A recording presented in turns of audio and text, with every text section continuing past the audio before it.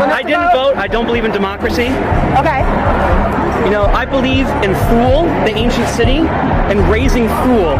And I think that Trump is the candidate who's going to raise Fool and Atlantis. I believe in global cooling the earth, the sea levels lowering, and I believe in land raising from the bottom of the ocean with ancient ruins on it, like the ruins of Fool.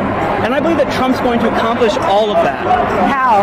He's going to prove that UFOs exist. The government has known about it for a long time. They've known that the UFOs are out there and that they're trying to communicate with us and that they have secrets about the origins of human consciousness.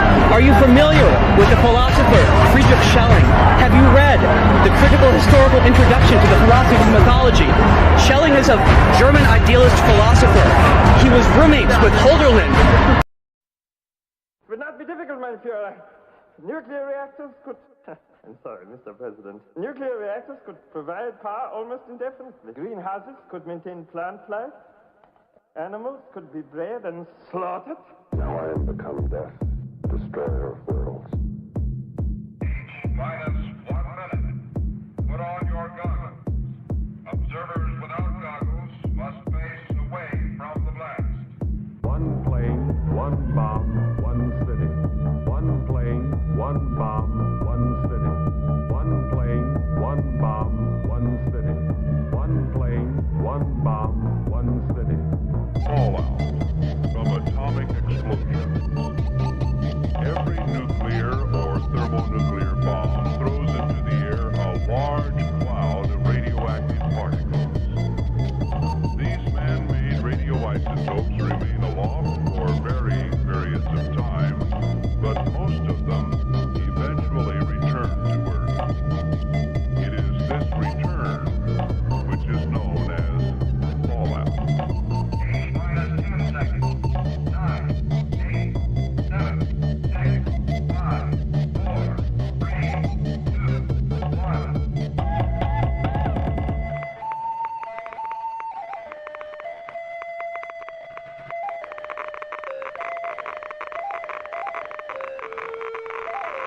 Now I am become death, destroyer of worlds. Now I am become death, destroyer of worlds.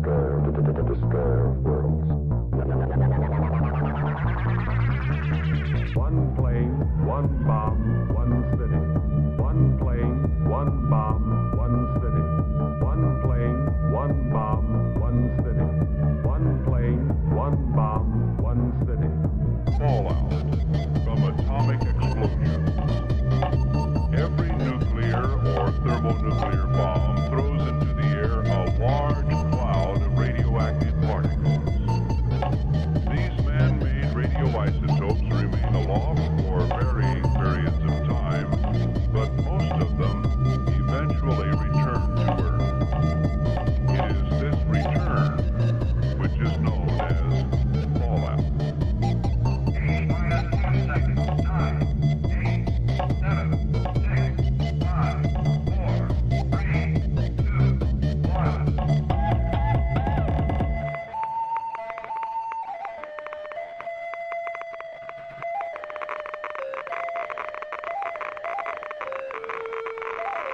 Animals could be bred and slaughtered.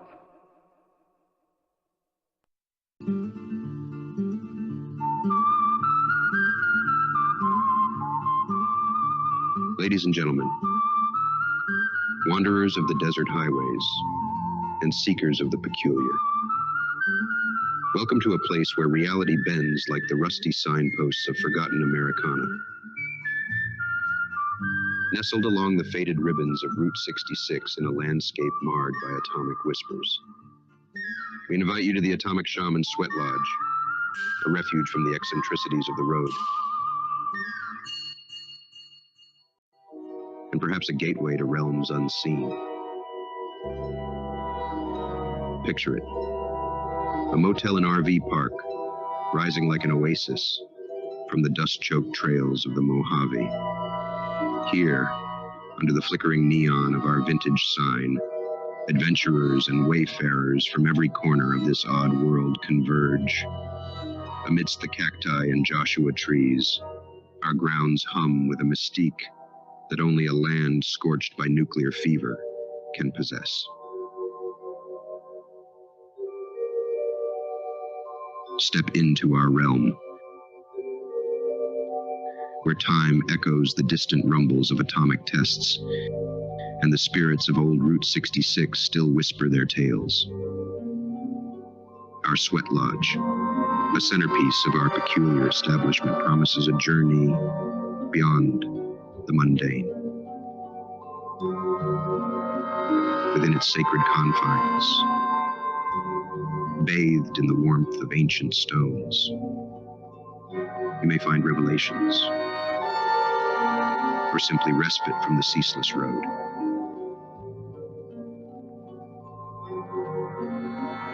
So, fellow travelers, if you're seeking a break from the relentless sun, a glimpse into the curious mysteries of the desert, or merely a haven amidst the fallout of modernity, the Atomic Shaman Sweat Lodge beckons. Embrace the allure of the unknown. Join us as we navigate the surreal corridors of this radioactive expanse along America's Mother Road. Here, at our crossroads of past and future, let the adventure begin anew.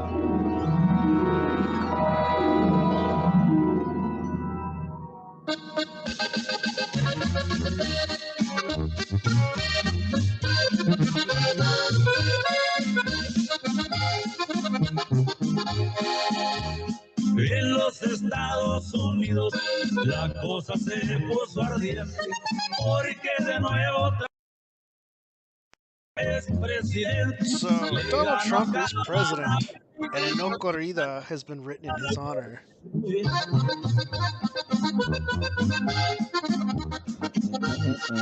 Love that polka. Oh yeah, man, it goes pretty hard. I mean, that song's called "The Triumph of Donald Trump." It goes pretty hard. Yeah, and at the end they talk about how he's going to deport everybody. That's my kind of music right there. Yeah. Yeah. Hold on, the dirty Mexican in me wants to go. You want to do the grito? You get one before we launch your ass over that wall. Only one? So there's been a bunch of breakdowns and shit, man, and then the feminists that have been doing it don't get it that it's entertaining to us. You know, we're not threatened. You know, and I saw a Reddit post with one feminist being like, I told my dad and my brother I joined that little A4 whatever they're doing. It's the 4B movement. We'll get into that. Oh yeah, and the dad and brother are like, okay, good. You'll stop being a whore and sleeping around then. That's awesome. And it absolutely devastated her. It backfired. That's great. Cause it's like, oh, you're gonna take responsibility for your actions. You're gonna start chastity. Oh no, that's not gonna hurt us at all. It's like, and a lot of these girls aren't even using birth control. They're just raw dogging it. It's like, what the fuck? I know.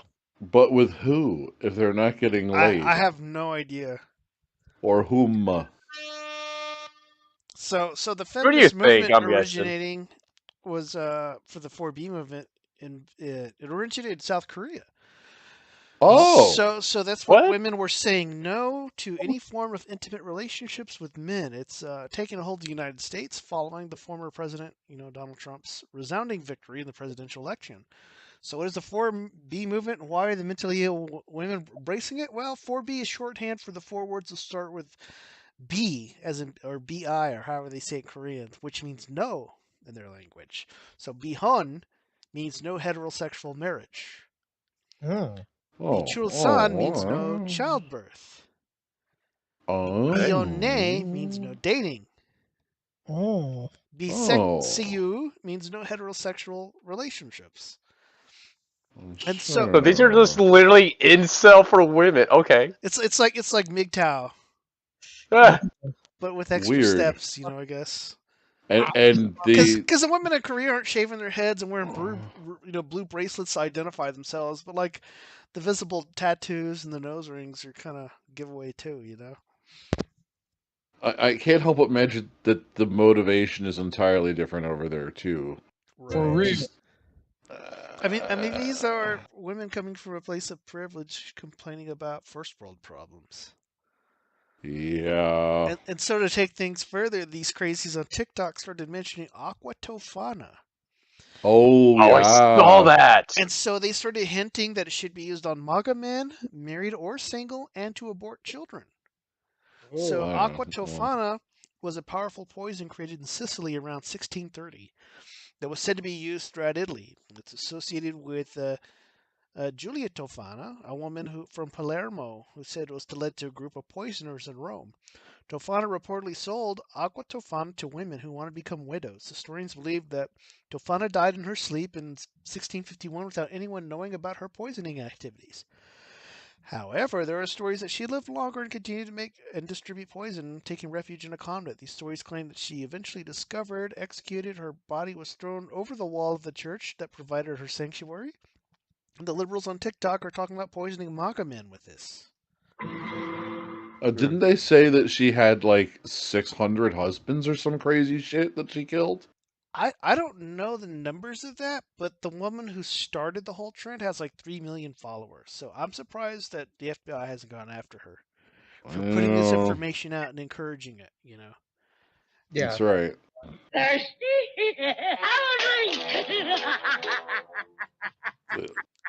So leading up to the election, you know, a Karen got a hold of a police and they formed a raid on a male-only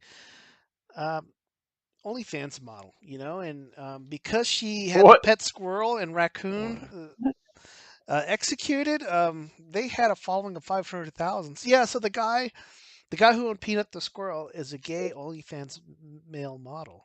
And his wife, is OnlyFans model. I don't got pictures of them, but like one of the photos where he's showing off the squirrel, he's got like these tight-fitting, you know, pants to show his junk off, and he's got the squirrel next to it, you know, and it's like, oh god, this is kind of gross the way he's doing this stuff. And it's like a Mr. Garrison at South Park episode. God damn it! Yeah, I mean he's not doing stuff like Richard Gere allegedly did with those mice or gerbils, but you know it's like I feel bad for the pets because they couldn't choose their parents, you know, because these were rescue animals apparently.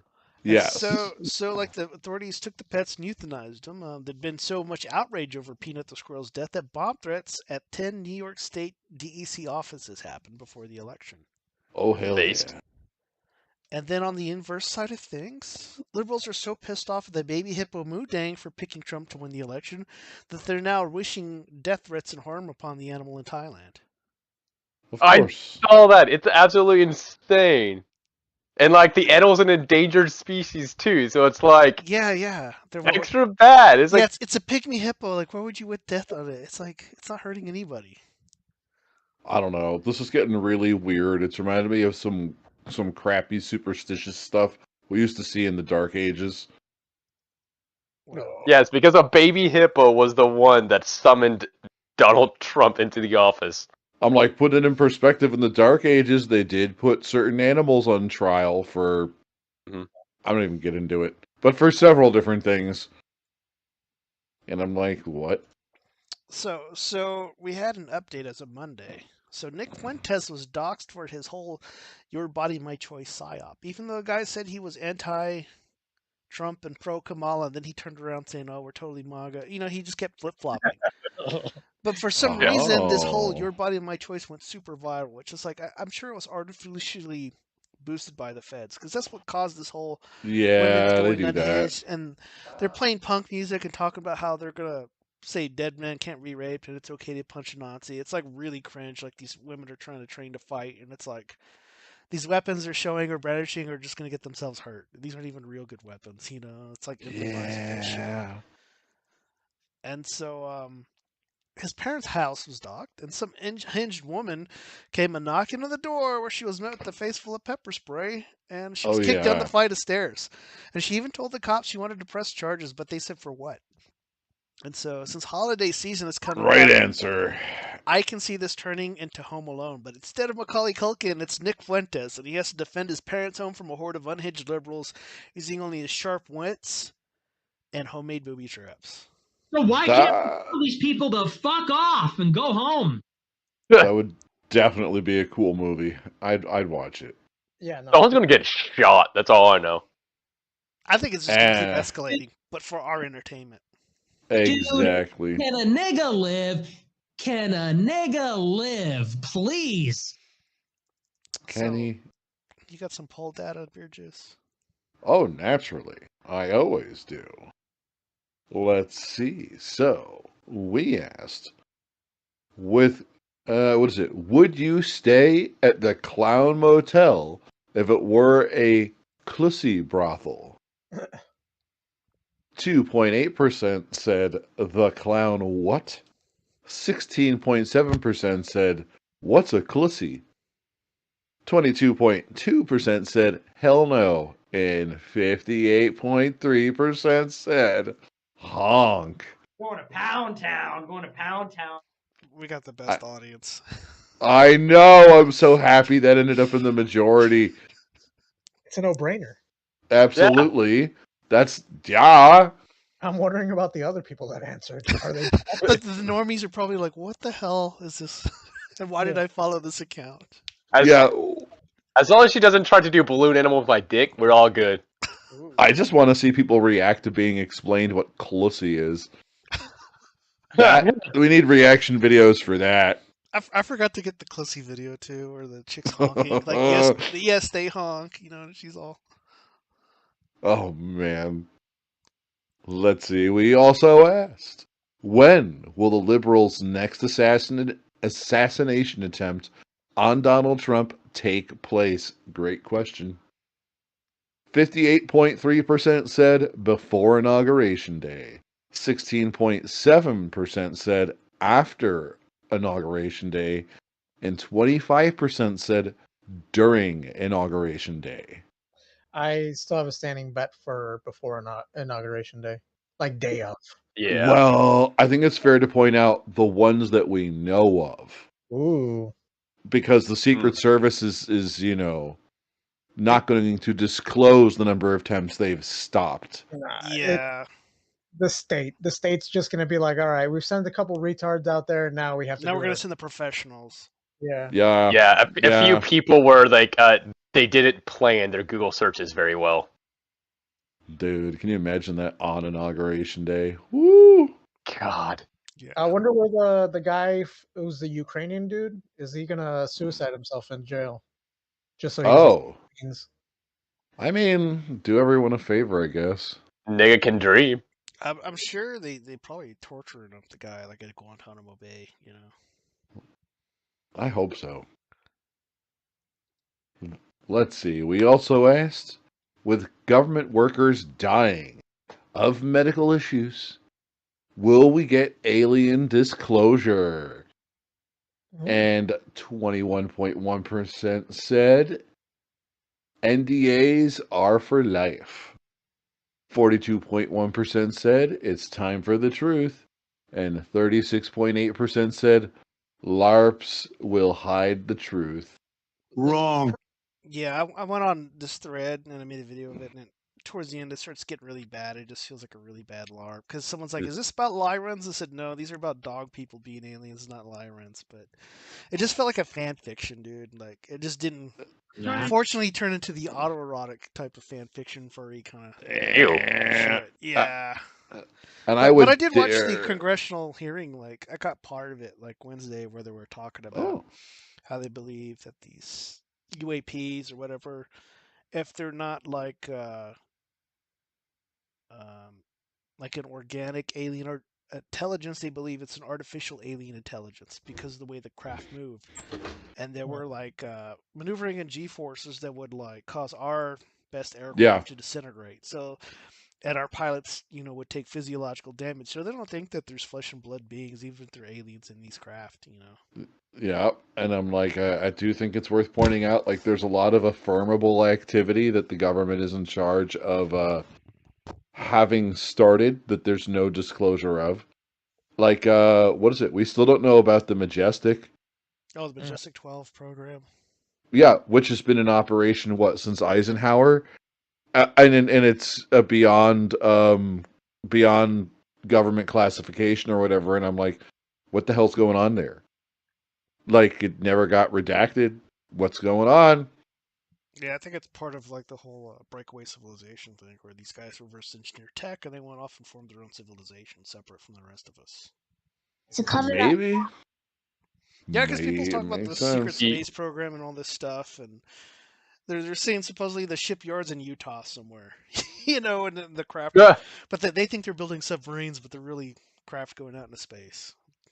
I would feel bad for Elon if he discovered that he wasn't the first to Mars.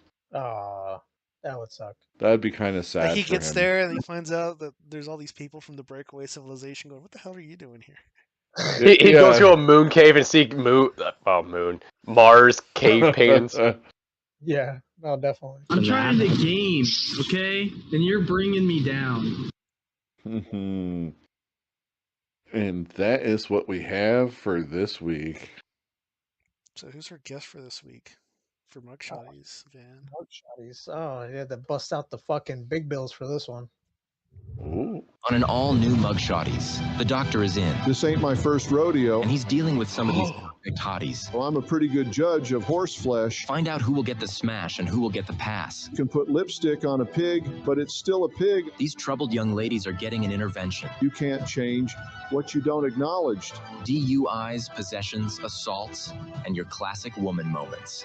It's like nailing Jell-O to a wall. They are not used to handcuffs in this way. I'm just going to call a spade a damn shovel. Now, can they be saved from themselves? Open the door or I'm going to throw rocks through your windows, you dumb whore. Coming up next. I didn't come in on a load of turnips. Don't touch that dial.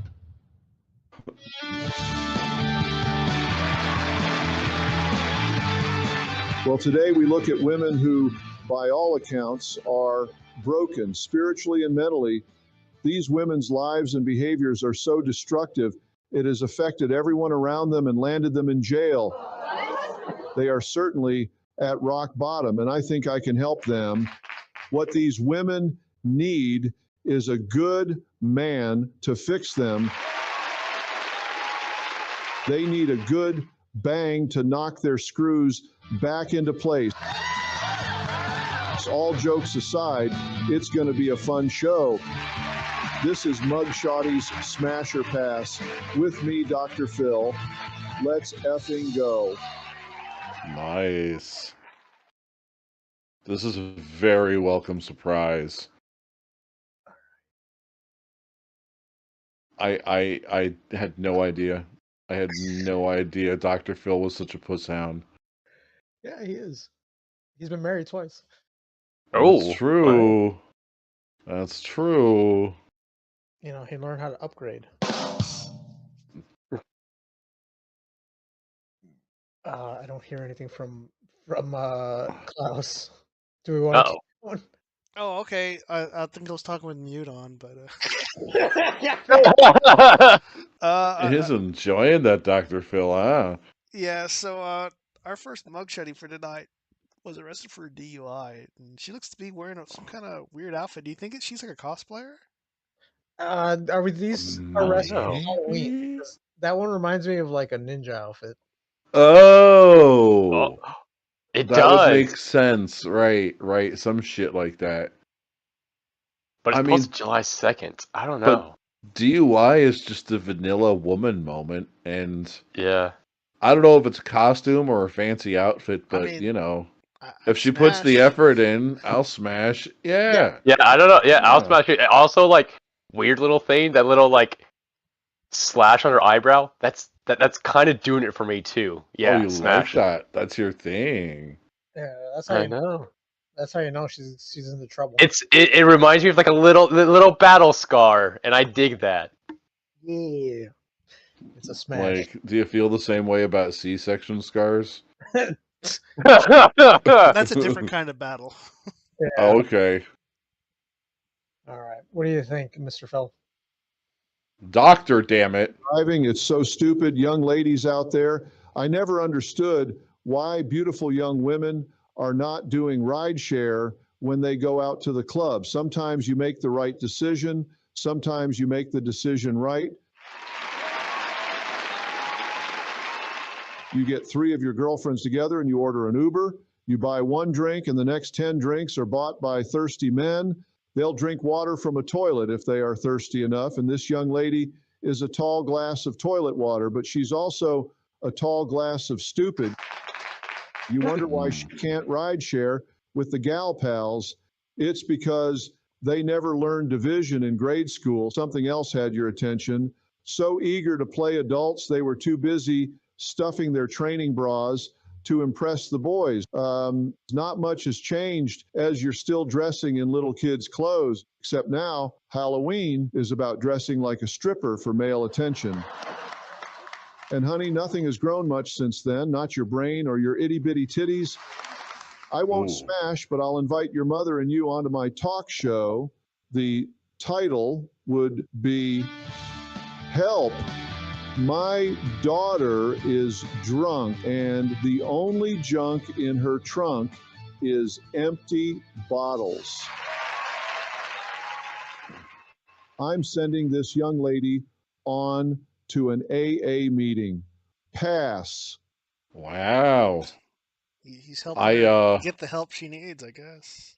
I don't know what I expected, but I'm really enjoying the fact that Phil brought his audience with him. He's got a compact audience in his pocket. It's pretty great. I want one. So our next mugshot for tonight, she was arrested for breach of peace, 3rd-degree assault, assault of a public safety officer, criminal trespass, and interfering with an officer. She vomited on bouncers that tried to remove her, and then she punched the bouncer in the face, and cops came to arrest her, and she spat on the cops. Ew, dude. Oh. I mean, she fought the law, and the law won. I was going to say that she looks like Lucy Lawless as Xena Warrior Princess if you get her from Wish. She does. Those bangs do. The bangs and like the bra top, it's almost metallic. Yeah. She wishes she was. She is not a looker. Ugh. Yeah, she looks like Xena's downy cousin.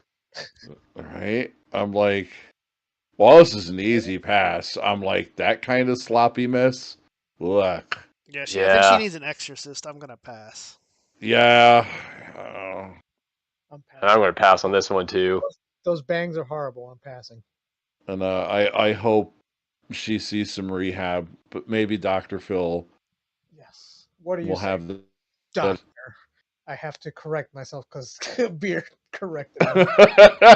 Let's see. This is really sad. I understand women, especially young girls, are sensitive about their hair. Sometimes the bangs are cute, and sometimes you look like Cher with a mullet, but that doesn't give you the right to punch and spit and vomit on anyone. Life is a full contact sport, and there's a score up on the boards. Sooner or later, the score's going to get even. Here's her future episode at the rate she is going. Help, my out-of-control, fatherless baby punches, spits, and vomits on me.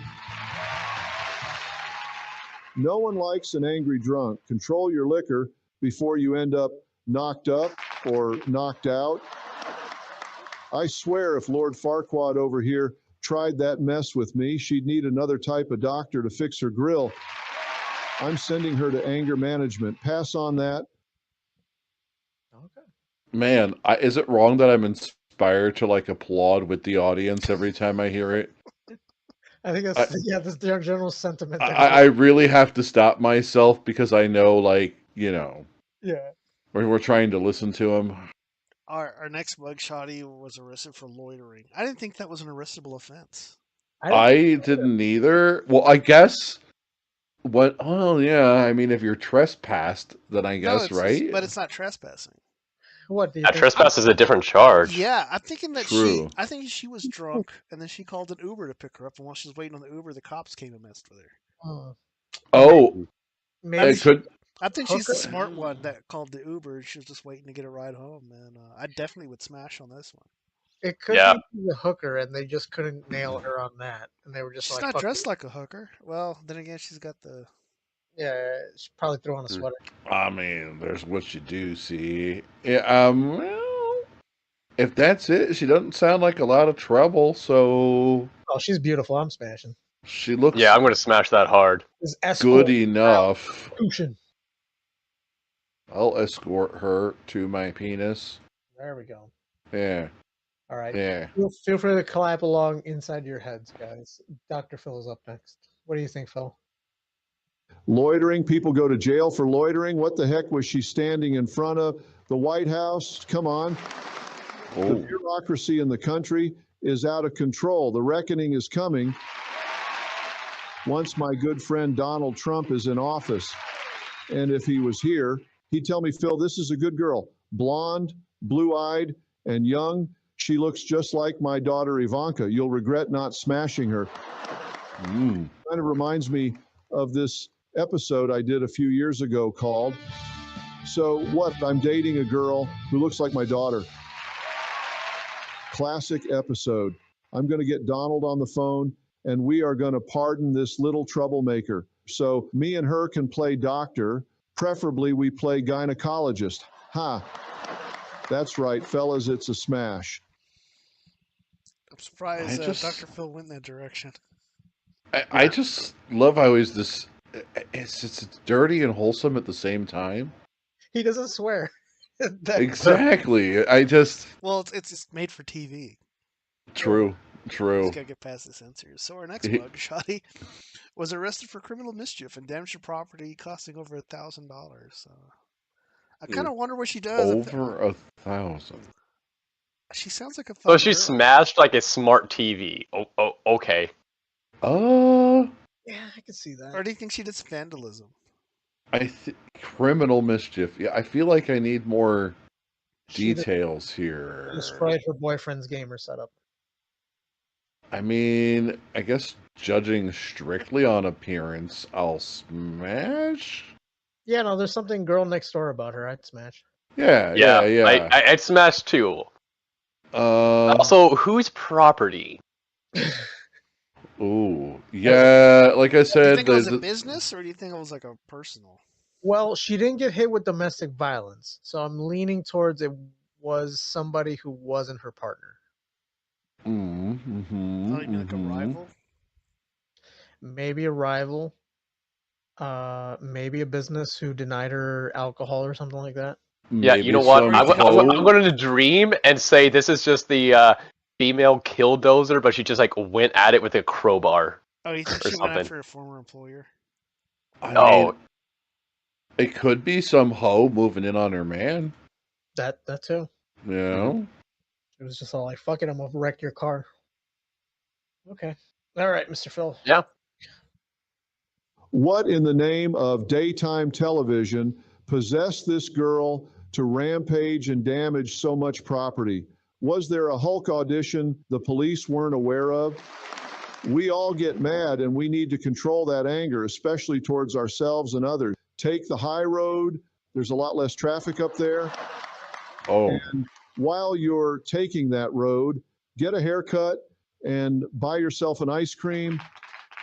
Honey, you look psychotic. I swear this girl could be a part of the Manson family. They were sweet-looking girls, but they were certifiable psychopaths. She needs to get on the crazy pills and get off the Plan B pills because no one with a sound mind is hitting that. Oh. Without proper medication, I can see a future episode titled, Help! The voices in my head made me an incel.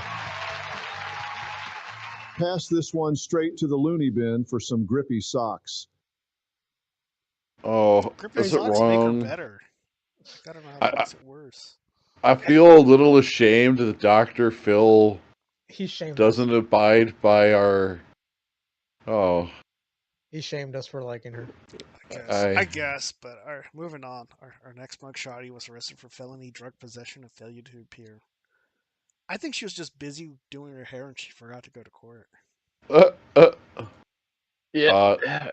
This one's got as much or more makeup than a drag queen. Yeah, the hair looks Hard. nice, but I'm Look at not those sure. eyelashes. Do you think it's a wig or do you think it's real hair? I'm not interested in playing Discovery with my finds. Like, I'm not interested for other reasons. oh, Yeah, I mean, definitely gonna that pass too. though. Pass. Yeah, I will. If she asks me out on the date, I'd make a failure to appear as well. oh. Good there. All right, Mr. Dr. Phil. Damn it. Damn it. I mostly have Caucasians on my show, so I can't truly appreciate the beauty of the melanin women. I will say, though, drugs kill millions of Americans every day, and to just let her out to go to Miss Court is ass backwards. The justice system just lets criminals like this off all the time because of systemic racism. It's a load of donkey manure. You can glue feathers on a dog, but it still doesn't make it a chicken.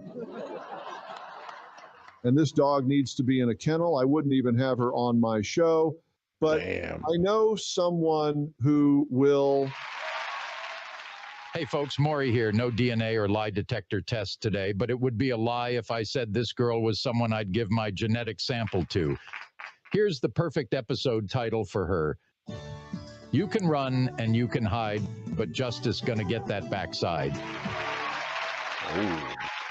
We both pass this one back to Cell Block D. Maury usually does paternity stuff on his show. Yeah, I did not expect that cameo. Me neither. Yeah, no. But those are his biggest paydays.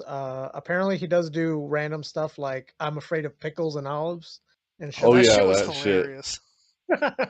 So yeah, fucking. But he has mostly urban fucking women on his show. Yeah, it's mostly 90% who's the daddy, and then Yeah. you're not the father. You know, and there's multiple dads, and they got their victory dances when they're told they're not the father. I love know. He just like is all like, all right, we got to dedicate time to their dances. Make sure to get zooms in on their dances. We gotta get those jive dances in. The crowd loves it. Oh, Our next mugshot was arrested for endangering welfare of children. Her 2 young children were found along the roadside with no supervision. Shit. huh? You know, as a dude who is She looking looks for familiar. a woman to be like a wife and mother, pass on this one. If she can't take care of the kids, she can't take care of me. Has she been up before? I Dude, feel like we've seen this one before. I think this was my old neighbor when I was in Arkansas, because like her first kid was always unattended, and he would go out into the highway sometimes just to stare at cars, or he would stand behind people's garages because he had a weird Jesus. obsession with garage doors opening and cars. And He's just autistic. Yeah, don't harsh on him. That's what I said. I said I think the kid's autistic because it's a weird obsession. And almost like ran him over one time because my rear backup camera didn't catch him, but my motion detector caught him. I yelled at him, and she dragged him by the arm and beat his ass like all the way in the house. But like she was pregnant with another kid, so I'm assuming the second kid is out playing the traffic with the older kid. You know. Oh. I'm definitely gonna pass on this one. I after that story, I mean, I wasn't on the offense already, but now I'm running. Pass and a half. Flat-faced. Double pass. And I don't believe that cross on her fucking chest. Yeah, no way. Yeah, no, you're not a Christian. Sorry. No, I'm good. She's a bad mom. Let's see. Doctor, what do you think? Meth can make people do the dumbest things. Yet, if I learned one thing, a bad mother usually means an even worse person. You know, no matter how flat you make a pancake, it's still got 2 sides, and there's no excuse for child endangerment. None. I don't care how hot you are or how much your vagina is a whop. Whoa. You are pathetic. It's like a 6 out of 10, straight to a 1 in my eyes. You went from a trailer park mid to a gas station crack whore with those charges. Here's your episode title.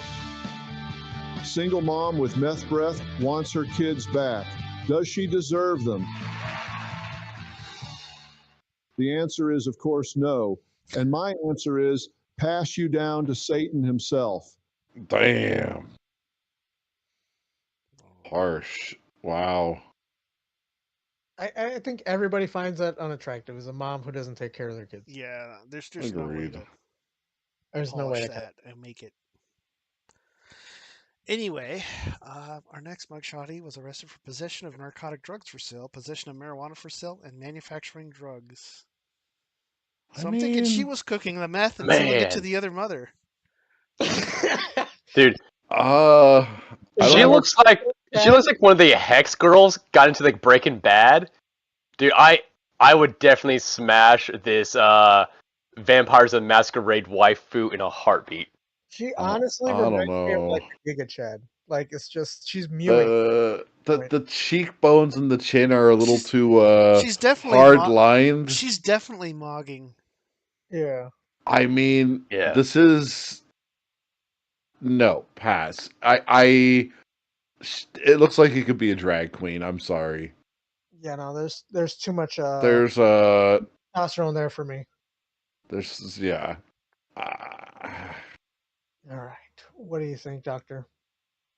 Yay, that dog don't hunt. I'm kind of speechless. I mean, I want to say it's a pass, but there's something about her. Let me think on it. I mean, I can already see an episode title for her. My Life as a Sigma Female, Gains, Riz, and Mewing. On second thought, I'm finna check that GAT. Smash. Well, he wants Oh yeah? Really? Surprise, twist. That caught me by surprise too. I figured He he would have been didn't against the even- cooking drugs bit. Yeah. Well, I guess if you're not using them, as long as she's clean, or I'm learning a little bit about Dr. Phil's standards. Yeah. So our next mugshotty was arrested for larceny, which I'm thinking she stole from the Dollar General down her street, kind of thing. You're gonna say vanilla ass larceny? Yeah. I don't think she earned the teardrop either. I don't think she's murdered. Yeah, I'm gonna say the teardrop. That's a hard no for me. Yeah, it's the Same thing with the tats. neck tattoo.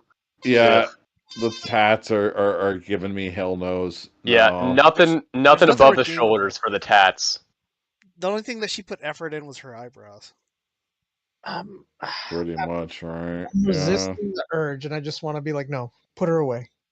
Yeah, away you're before I right. change my The only thing she did put effort in the eyebrows, because look at that hair. It looks like oily and greasy. Ugh. Ooh. All right. What you think, Doc? You know, people parody me all the time. There's like 5 comedians who do a Dr. Phil impression. Honey, you are a walking Chola parody. Did you model your look after a homie's figure? Damn. It's actually comical. But here's an even more comical episode title. Help, the Hood calls me a low rider because I can't jump very high. And I've bounced most of the Vatos in the neighborhood. I know that was mean and a little long for an episode title, but opinions are like asses. Everybody's got one. And my opinion is a pass, but hold up. I think she'll be one of my returning guests on an episode titled Dr. Phil Passed on Me, and now I weigh 300 pounds. It's sad, it's pathetic, and this torte is being passed on to Jenny Craig's Weight Watchers. Very mean-spirited. Isn't it Oprah's Weight Watchers now? I don't know, but I wouldn't be surprised if this girl had large hoop earrings if her hair wasn't He's down. stuck in a time loop. Just leave Boomer alone. Oh, all right. All right. Our next mugshotty was arrested for a DUI. Just And, a woman moment. Yeah, she's looking pretty Oof. mid, like compared to the other girls earlier. Nah. Yeah, it's also the eye. She has like that 3/4 eye, like white going on. It's Is her neck nope. crooked too? Oh. Like she's leaning over. Yeah. I need to see an ID. She's well, if she's got a DUI and not drinking under the age, then And I'm sorry ID she frosted her confirmed. hair. It's like that's worse than dyeing it. I don't know. okay, so I She's can, pretty I can, cute. I can actually give you an argument against that. It probably was not a car if she's underage. It was a bicycle. Bicycle. Bicycle. Get a DUI on a bicycle. Oh, or one of those Yeah, mopeds. but she would Yeah. still be drinking Mobility underage scooter. as an additional charge. Oh, If you're right. Yeah. yeah, I'm just saying. She's cute. Very vanilla, but I'll hit. I'll smash. Hmm. You know what? You won me over. No, the face and the cheeks give signs that she's going to balloon hard. I'm going to pass. It's smash, not marry. Come on. It's Nah. smash. Run away later. All right, Doc. What you think? Oh, she's just a baby, a very drunk baby. Cue the music. Here's her episode titled, I stopped drinking one bottle and went straight to the other bottle. Oh. Young lady, I don't know how old you are, and I'm passing on you because you won't find me on Epstein's flight logs. Oh. But I do have plane tickets. 2 tickets for your parents to see what Skid Row looks like, and hopefully that helps them prevent your future. And another plane ticket for you to go straight to boot camp. Pass her straight on to the drill instructor. All right. Camp episodes. I haven't seen I forgot those were even things. Yeah, because they'd Damn. have a drill instructor come out and yell at the kids and get in their faces. They would start crying. It'd be so funny. So our final mugshot for tonight was arrested for possession of THC without a prescription. I didn't even think that was a crime. Without a prescription? I mean, I'm guessing it's one of those medical only states then. I was thinking, what is it, like a vape pen? Because it doesn't sound like marijuana. It just sounded like she had a vape pen. With yeah, THC. right. Beta. They were yeah, just and looking that- for something to pin on her. Yeah, that could easily happen just by crossing state lines. That isn't even a real. Yeah, that ain't a real crime. She is brown. Systemic racism. Yeah. I'm still passing. Yeah, I'm gonna pass too because I can hear the chimp noises just emanating off that picture. She's giving me that angry Latina thing, so I can't look at it too much, otherwise I'm gonna fall in love. So pass for now. Oh wow. I'm kind of on the fence here, and you know what? I'll smash. I'll get a sympathy smash since there's no real crime here and she's not unattractive. Okay. Doc, what you think? Oh, cheese on a cracker. It's 2024. Who doesn't have a prescription for marijuana these days? After the show, I'll write you one myself, but only after you do an episode with me titled, Am I Destined to Be a Cleaning Lady All My Life? The short answer is yes, but don't look at it in a bad light. It's a stable career with minimal skills. In life, you have 3 options. With any situation, remove yourself from the situation, change it, or accept it.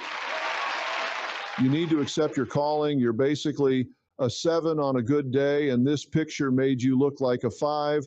And honey, the 3 kids you likely will have in the next 4 years will just take you down to a frumpy 2. Now I have $20 for you and a dirty studio at Van Rollington's place. Get to work and delay. Oh. He might smash you after you're done.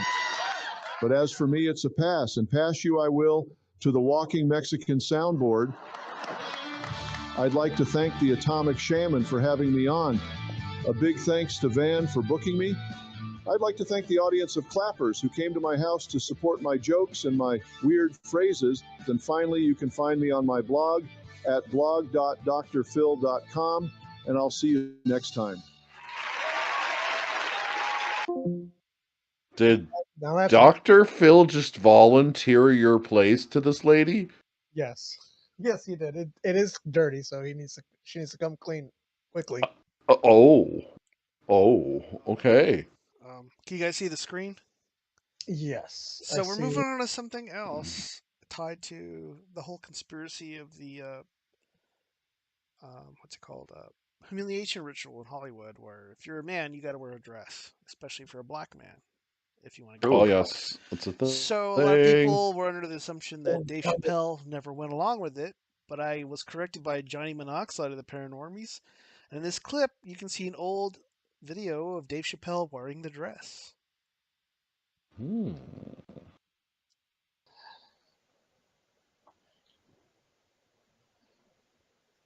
How old What's was he in up? this? What's up, everybody? Oh, like 18. Oh, buddy, when it rains, it pours. When it rains, it pours. Now, here's the weird thing about this. Okay. I was gonna do this last night, but I had to get some sleep. Here's the weird thing about this whole procedure right here.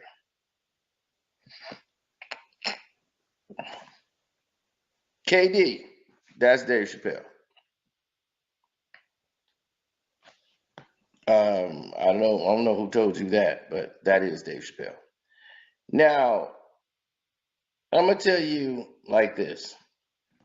People went out their way to try to defend Kevin Hart against Cat Williams and went ahead and found this on Dave Chappelle, who's really good friends with Kevin Hart. So I'm like, oh, okay. Dave's cool with Cat, and he's cool with Kevin Hart. He's really cool with Kevin.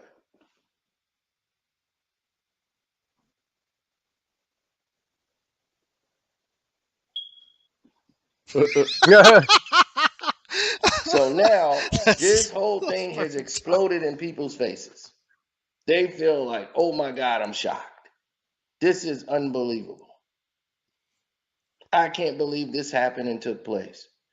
They made fun of a skit of Howard Stern in the Howard Stern show. Robin's going to do the news, and He's playing the woman, Robin, that be on Howard Stern show. Dave Chappelle. I think I banned him too much, jerks. All right, let's plug a new video of Baba Boobie's Bonanza. Robin, you show the tape. What do you think of it? Well, Howard, Hey, Robin, what's the matter with you? You have a cold? as a matter of fact, I do. Really? That's totally Dave Chappelle. Probably a chest cold. Hey, Robin. Yeah, I can see it. Somebody was making fun of Howard Stern, and he played Robin. Yeah. I could see that. But he's got the dress and all that makeup and all that stuff. Okay. But he definitely went along with the. We're going to try to blow this up. Something That's bigger. his voice, man. He's just way. But I think this is as big as this is going to get. The guy's got like a prosthetic nose on who's playing Howard, whoever that is. But that's definitely Dave Chappelle. Now, they said Chappelle said he never wore a dress. I'm like, I don't remember him ever saying that. But everybody on the internet seemed to believe he said he never wore a dress. Hey, what are you guys laughing at so much? I think I banned him too much, jerks. All right, let's plug a new video of Baba Boobie's Bonanza. Robin, you show the tape. What do you think of it? Well, Howard, Hey, Robin, what's the matter with you? You have a All right. I think that's enough of that. So moving on to current events. Russia is seeking an unfathomable sum of money from the world's biggest tech companies. Google reportedly owes the Kremlin more than 2 Decillion rubles. So that's a 2 followed by 36 zeros after refusing to pay fines. They're now like accruing for blocking pro-Russia channels on YouTube. So it's a virtually unpronounceable penalty that amounts to 20 decillion, or around 20 billion trillion. And that dwarfs the size of the global economy. So at 110 trillion, according to International Monetary Fund figures, world gross domestic product looks modest in comparison. So Google parent Alphabet, meanwhile, has a market value around $2 trillion. Russian state media TASS reported this week that the Russian court had earlier ordered Google to restore the YouTube channels, several of which had been blocked since 2022 or else face mounting charges, with penalties doubling every week. So when asked, doubling? Wow. Yes. So where are we at? Damn. 36 zeros behind it too. Like, it's just and if that doubles, it goes. Oh my god! All right. Can you say how much again? 20 decillion. Holy shit. 1 billion, gajillion, fifillion, million. Exactly. Yeah, I mean we're at that point now. Mm.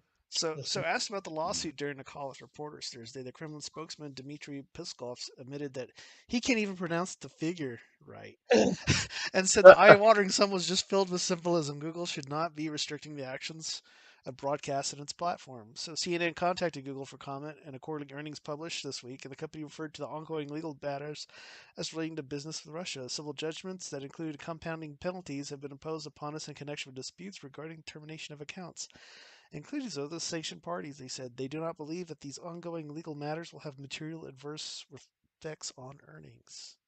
Oh, I actually have been searching for that Dave Chappelle clip. Elon Gold played Howard Stern, and he says, "Me and Dave Chappelle as Howard Stern and Robin." So that's 20 just years proof ago. right there, man. Yeah, he got the producer and everything on it. Let me see. This tweet is from March 26, 2018. So this is pre-controversy. Yep. Yep, that's him. So, speaking of an unfathomable sum of money, you can help support the efforts of Van Rollington and his use of artificial intelligence by donating to his Patreon at patreon.com/Van Rollington. Money, please. You can support the Atomic Shaman Sweat Lodge when you purchase a t-shirt at our store, tpublic.com/Atomic Shaman Trading Post. You can make a monthly pledge at our Ko-fi.com for a $5 pledge, and you can gain access to our Discord server. You'll be given the title of Atomic Tourist and have access behind-the-scenes graphics and research material that go into the producing of our show. You can join us at Ko-fi.com/Atomic Shaman Sweat Lodge, or you can make a donation at buymeacoffee.com/Atomic Shaman, or streamlabs.com/Atomic Shaman Sweat Lodge/tip. Hear your comments read live on air. And if you fancy yourself a gamer, you can head to instantgaming.com/?IGR equals Atomic Shaman Sweat Lodge. Use our link to purchase video games at a discount. Go to 1775coffee.com and enter our promo code Duncan to get this limited time deal. Shut up and take my money. So, ahead of 2025 Jubilee, the Vatican has launched a cartoon mascot, unveiled Monday as the cheerful face of the Catholic Church's upcoming Holy Year. This mascot, named Luce, means light in Italian. It's intended to engage a younger audience and guide visitors throughout the Holy Year. Archbishop Rino Fisichella told the Vatican's chief organizer for the Jubilee, described the mascot as part of the Vatican's goal to engage with pop culture so beloved by young people. So the mascot will debut at the Lucha Comics and Games Italy's celebrated convention for all things comics, video games, fantasy, where the Vatican's Discovery of Unveils will host a space dedicated to Lucia and friends. It will be the first time that a Vatican participates in comics conventions. Fisichella, who serves as the prefect of the evangelization section of the U, is taking part in the convention, will allow them to speak to younger generations about the theme of hope, which is more central than ever in an evangelical message. So, speaking at a press conference October 20th, next to the plastic figurine, Lucia, he described her shining eyes as a symbol of hope of the heart. Actually, I have the quote from him. It's right here.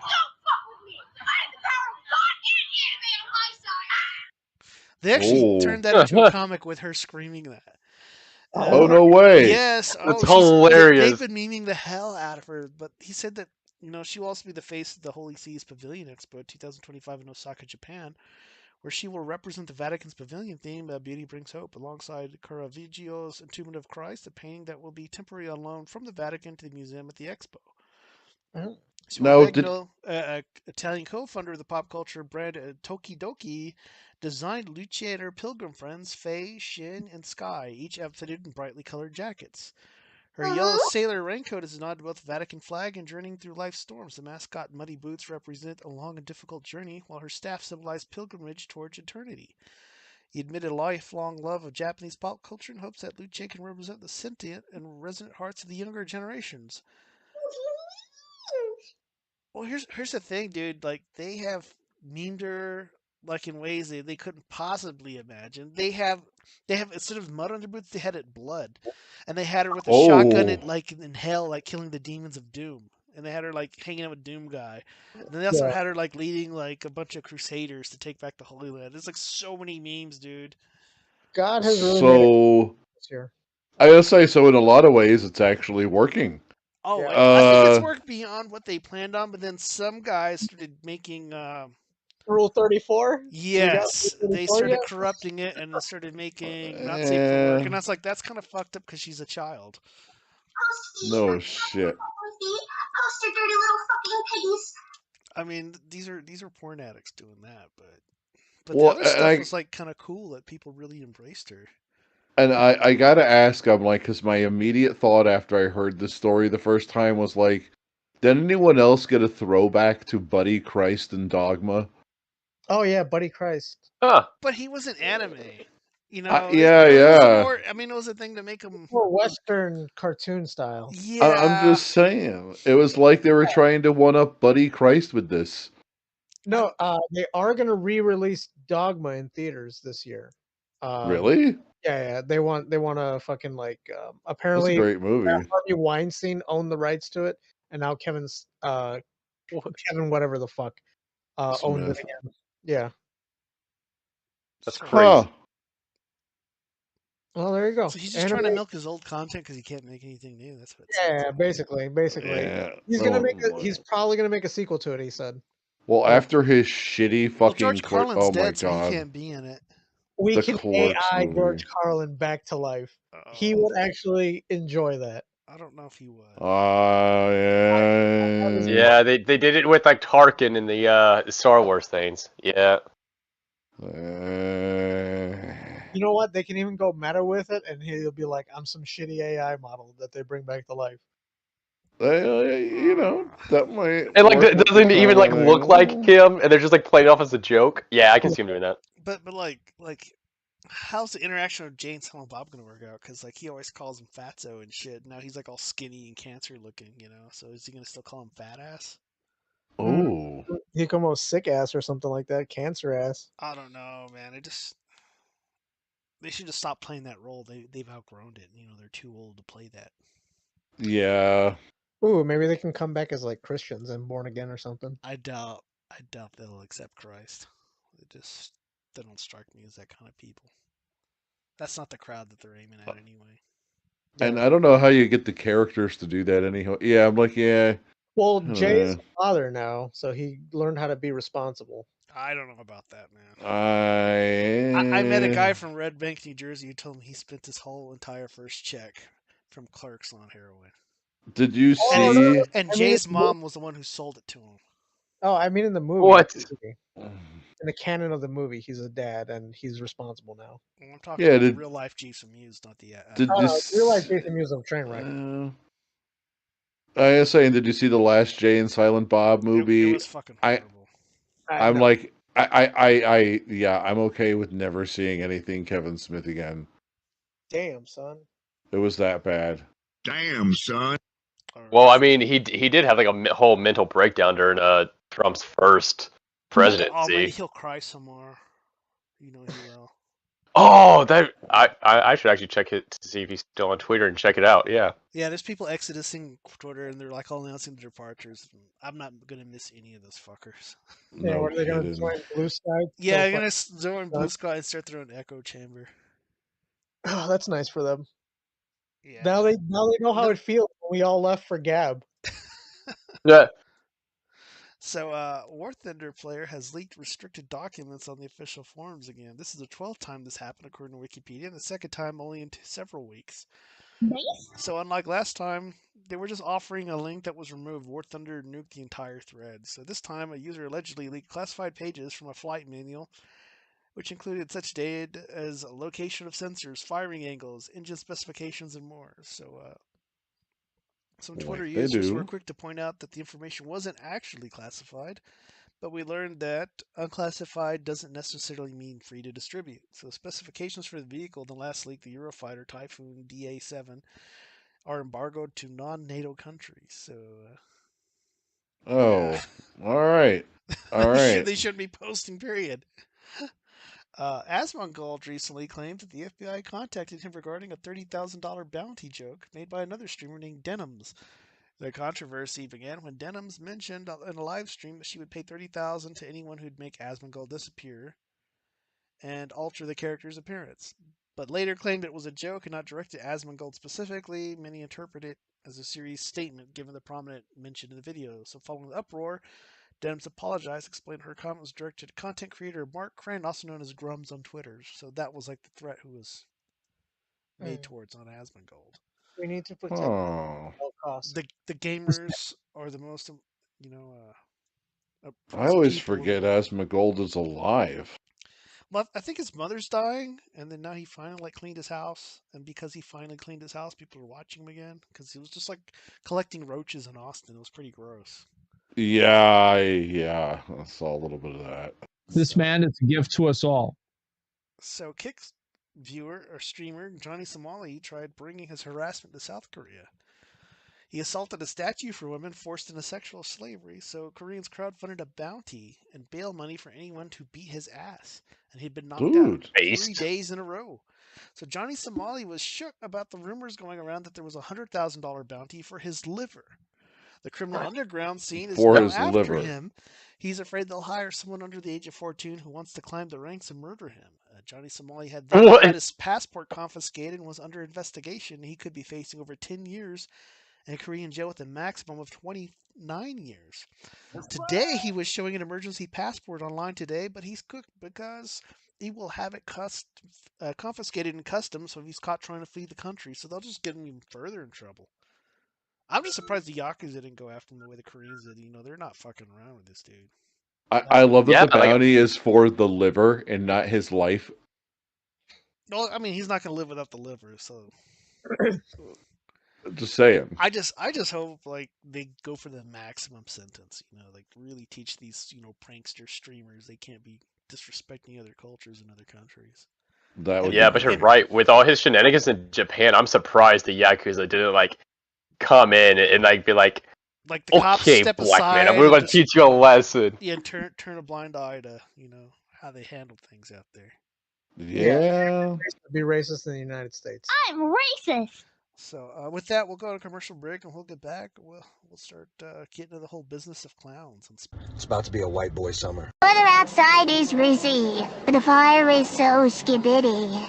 But since I've got to go, oh-hi-yo, deck the gats with tons of livy. Fa la la la la la la la la.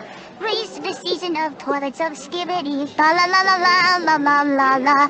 On the edge in Ohio. Fa la la la la la la la. Spooky, scary skibbity. Send Rizzlers down your gets. And if you could Rizzler be done, then so could Kaisenet. Fiend, you ain't nothing but a fiend.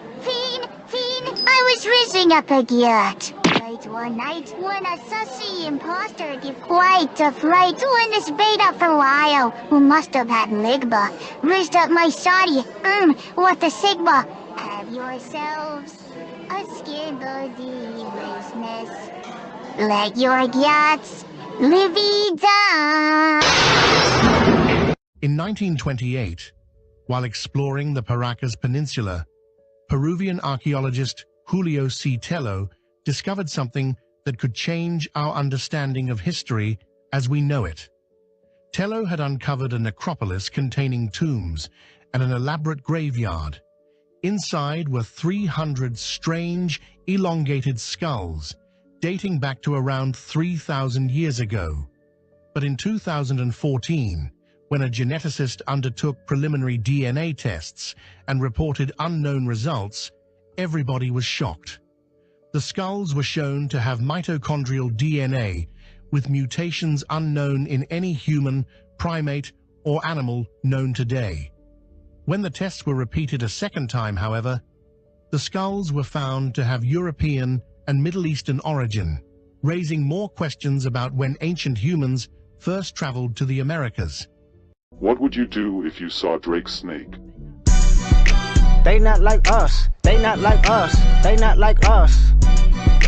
They not like us. They not like us. They not like us. In 613, just before the rapture, the stars will fall to the earth. It's Krusty the Clown Celebrity Salute to Specials. The crowd is a false and agog as the celebrity blimp approaches.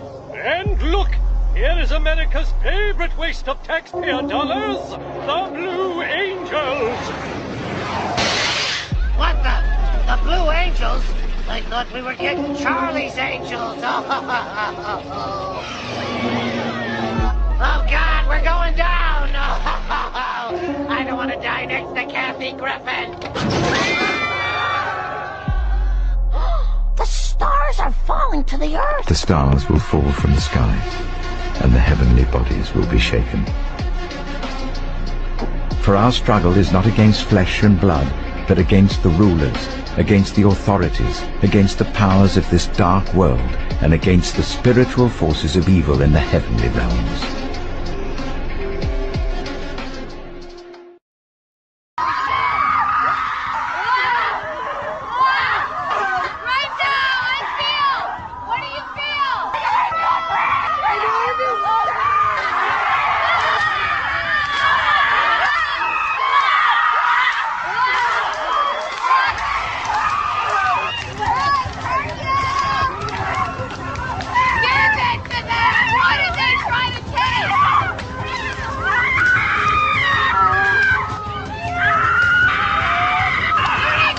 I'm so glad you guys got your cheap ass groceries and your cheap ass fucking gas, cause you're fucking broke as shit. You're fucking broke. You're fucking broke. Broke. I said I'm fucking being serious. You're fucking broke. It's a little illegal to leave the wood in the street, so what I'm asking is... I mean, you don't have to ask me, and I don't take no orders from no woman, by the way. By the way, I don't take no orders from no women. Somebody said that they tried to yell at you to come back and you kept going, and It then... must have been a woman, and I don't listen to women yelling. I tell them to shut up.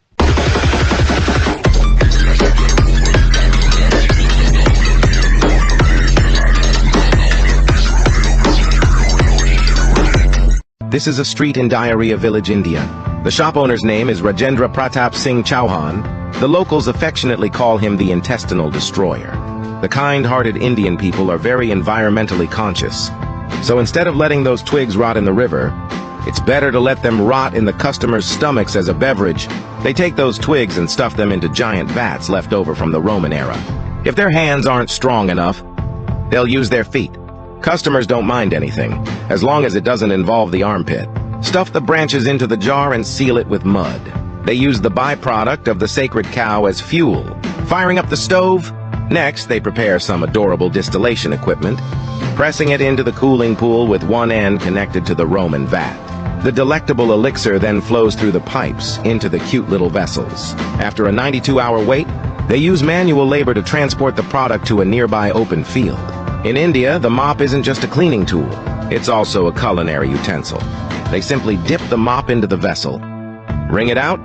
The tantalizing food can now be sold to the local victim.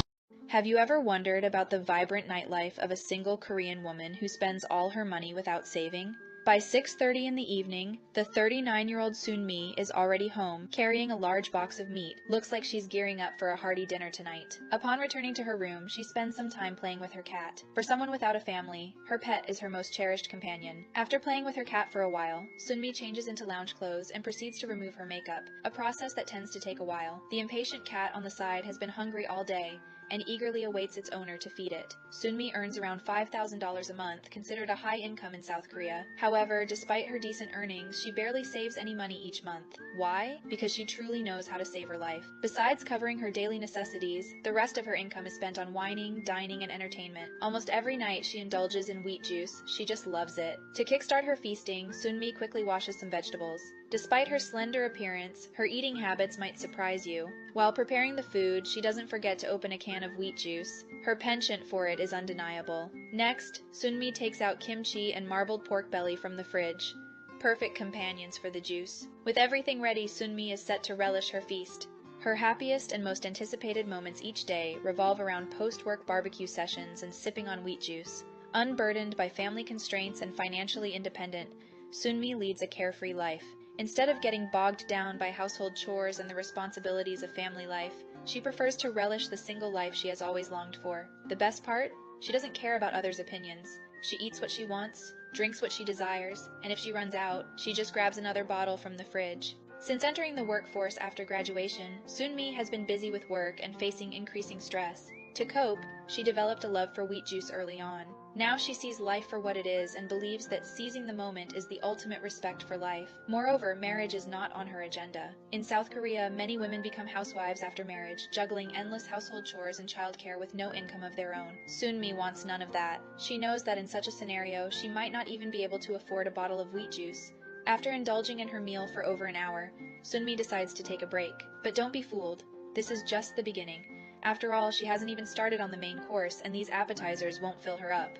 Throughout the night, Sunmi typically consumes 3 or 4 bottles. If it weren't for work the next day, she wouldn't be so restrained. When she's had enough to eat and drink, Sunmi retreats to her room and can easily fall asleep on her bed. If she happens to wake up in the middle of the night, a shower is in order, or she might just sleep through until morning.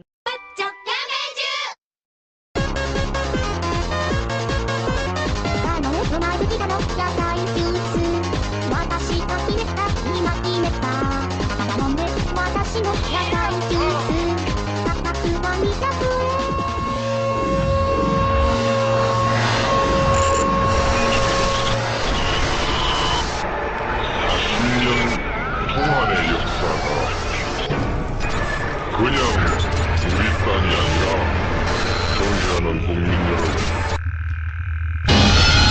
40년 동안의 역사가 격하게 쓰여져 있는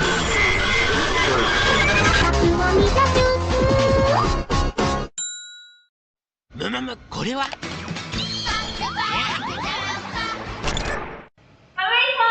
We are Avengers!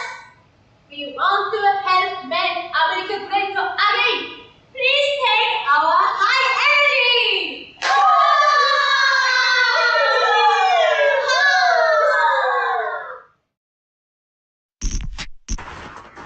Everybody start your going now. Everybody start your going now. It's that day, 元気だね。笑顔はとびきり満開だね。色づいた花が外に咲き乱れ、終わることない青春ゴーイン。Yeah, we're rocking and solo. Sometimes you make your heart go, go. Sometimes we're the ending. Everybody start your going now. Everybody start your going now. Everybody start your going now. Everybody start your going now.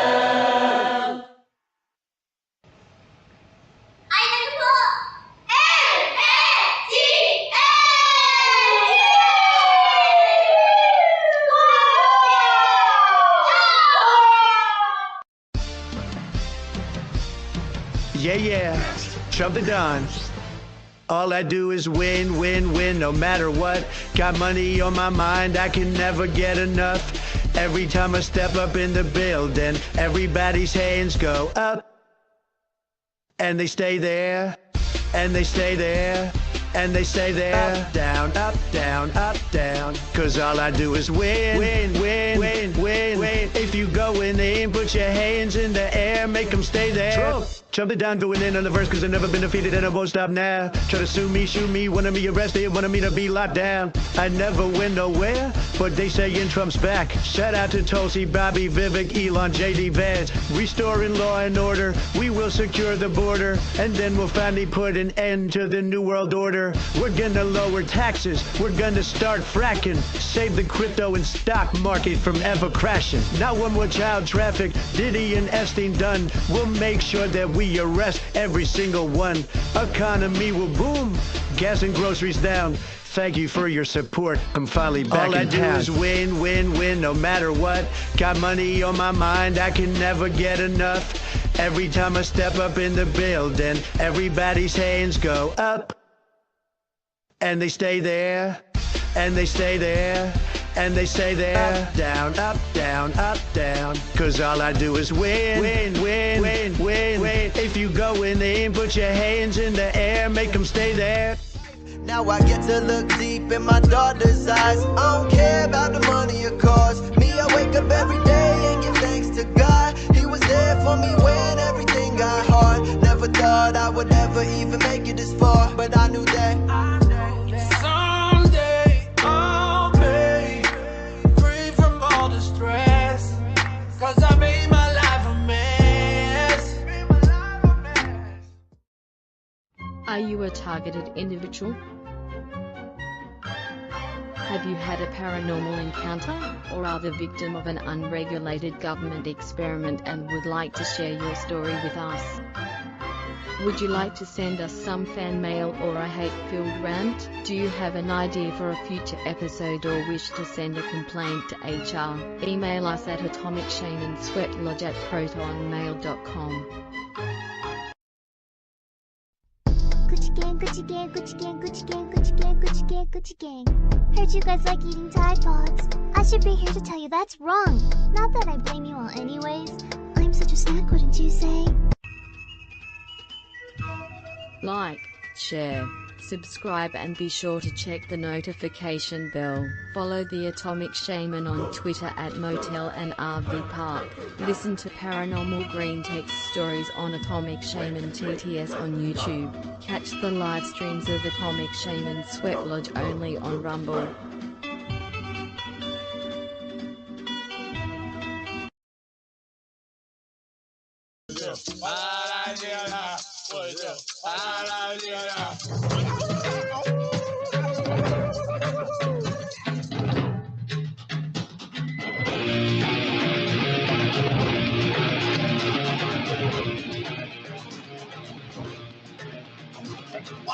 All right, we're back for hour 2 of the Atomic Shaman Sweat Lodge podcast.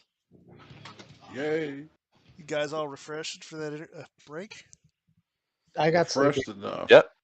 I'm de-urinated. Same. Beer Juice, what can you tell us about the Clown Motel in Tonopah, Nevada?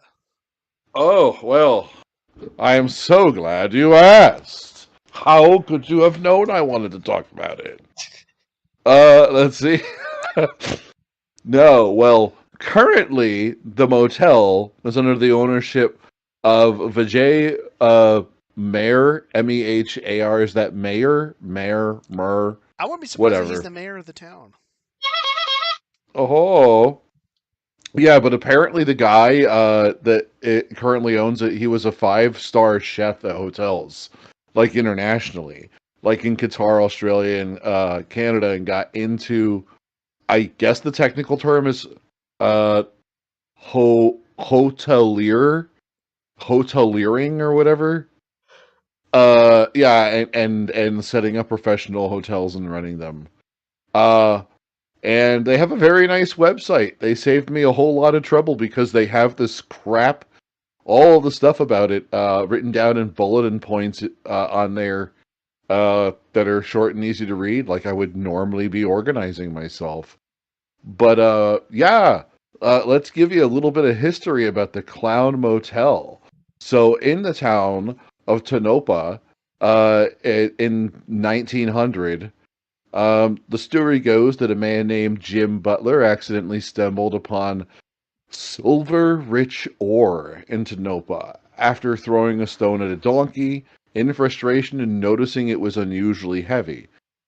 Butler originally leased out his claims and collected royalties.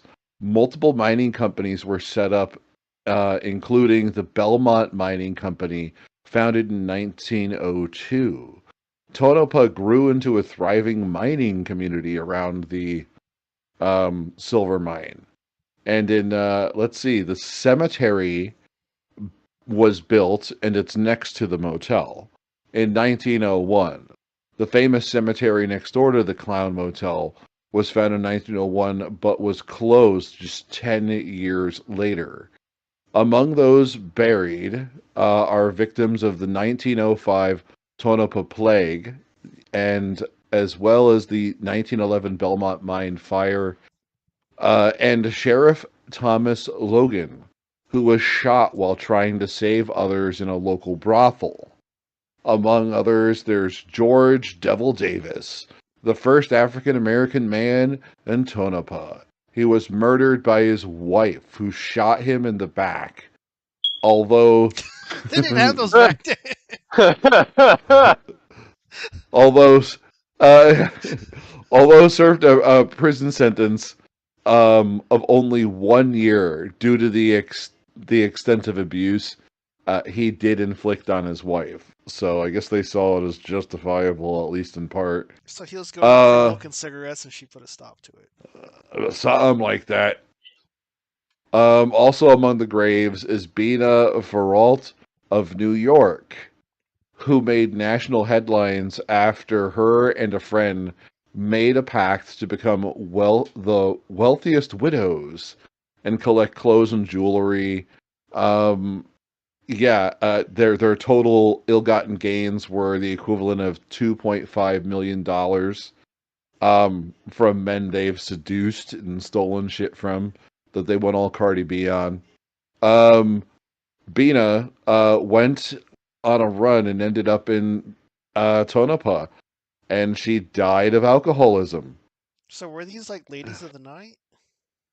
Yeah, well, these two in particular seem like they were just seducers in New York, Cardi B and the shit out of people, and decided to plan an escape out to Nevada out here, and ended up right in Tonopah. And let's see, in 1905, Tonopah had a plague.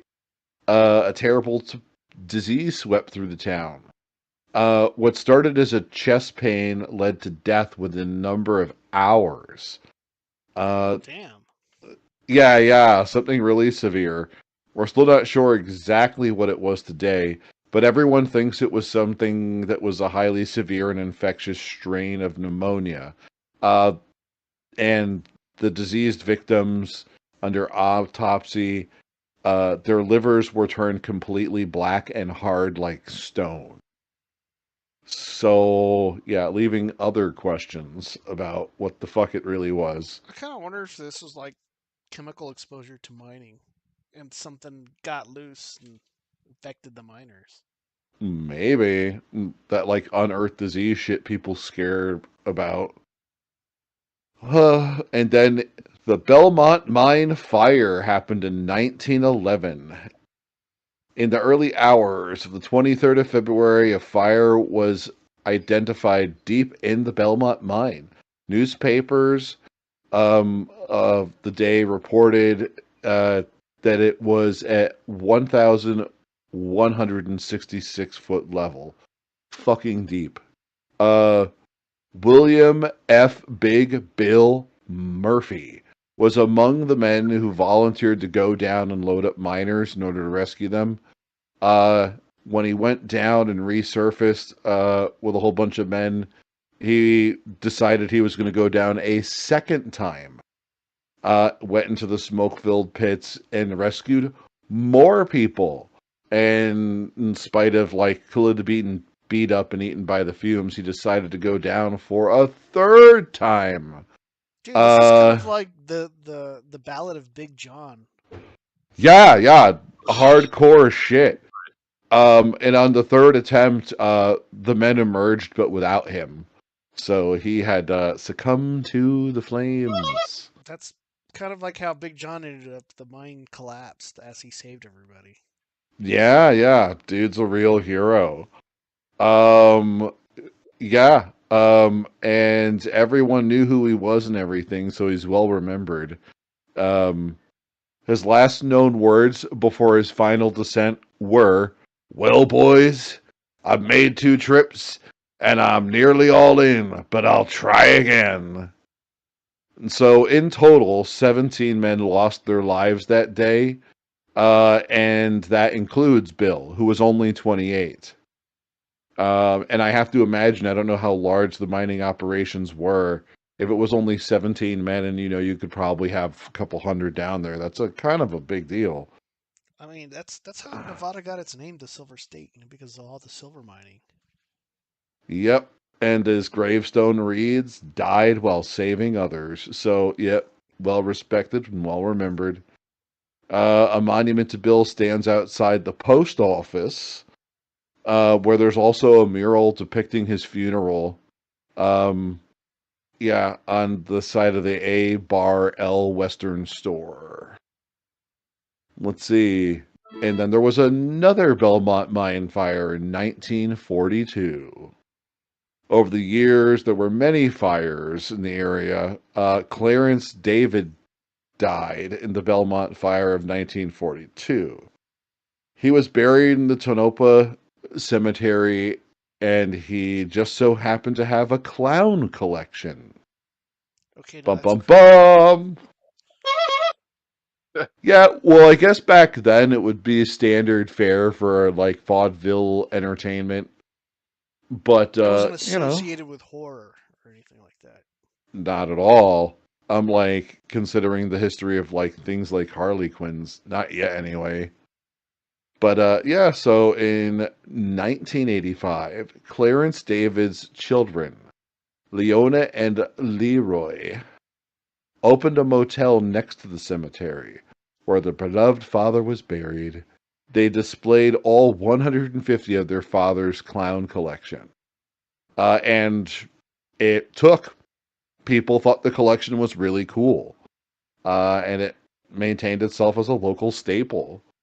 Yeah, and then in 1995, Bob and Deborah Perschetti bought the Clown Motel. The mild-mannered and benevolent gentleman, Bob's dedication and passion to his hometown was shown to all the guests who passed through the motel. He is very committed to it as a piece of history. Yeah, and took the time to walk people through it and even tell them about the history of the place. Besides dedicating over 2 decades to looking after guests at the Clown Motel, he was convention center director of Topoa, and created the Jim Butler Day, celebrating the first ritual fire commissioner of Nevada Division of Tourism. So this area, I guess because of the silver mine and the figures and people that were a part of it are particularly well regarded, and they do appreciate their history there and preserving it. And in 2005, Zach Bagans brought his crew to the Clown Motel to film an episode of Ghost Adventures. Scenes included a visual sight of a dark silhouette, a voice heard saying, "Hello, it turned on," when using a voice spirit box, and most famously, a hand of a large clown caught on camera moving off its leg entirely, with no explanation as to how. It was after the episode that aired that Bob Perschetti said things really started to take off, with people from all over the world donating their clowns and booking their stays to stay at a spooky motel. And in 2015, writer Christopher Sabella started a Kickstarter to fund a month-long stay for the hotel, so that he could experience all the supernatural crap himself and write a comic book about the experience. Would that drive you insane to just be around all that clown stuff like for a full month? I don't know. Mess with you. Well, then the guy lives around it and owns it, so right? He checked in on the 30th of September. Yeah, I'm like, and what's the name of the book? Christopher Savery's You Screwed Up, or Did I? Anyway, try that again. He's got a couple books and visual novels and stuff. Yeah, and in 2016, Joseph Kelly directs a short film, Stranded in the Middle of Nowhere, where a group of young teens seek refuge at the Clown Motel, but unwittingly unleash an evil clown spirit. Yeah, and all sorts of people have been filming there since like crazy. I'm surprised Rob It's Zombie hasn't done anything down there. he may have. I would imagine you could probably look up the filmography or something and see what all the locations are.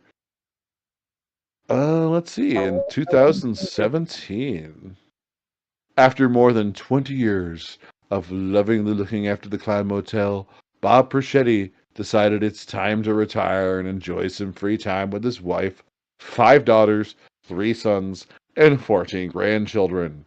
The Clown Motel goes up for sale at an asking price of $900,000, under the strict condition that the new owner must keep the motel running and look after the clown collection. Damn. And yeah. I'm like, and in 2019, Joseph Kelly returns to make a second film, and a group of ghost hunters encountered a group of Las Vegas partygoers at a clown motel where ghost clowns do crazy shit. And in 2019, Vijay Mayer comes along. The motel was purchased by the Mayer family from Las Vegas, who are like I said, experienced hoteliers. Are they the ones that own Circus? Oh, I didn't even look into what else they own. That would make sense if they own Circus and then bought out the Clown Hotel. That would. But yeah, so it's been under their management ever since. And there's some really interesting shit that you can do there besides booking a room. You can actually rent EMFs or whatever and stuff like that. And they have special rooms. Clown. Like Patient and Passion. Clown pussy.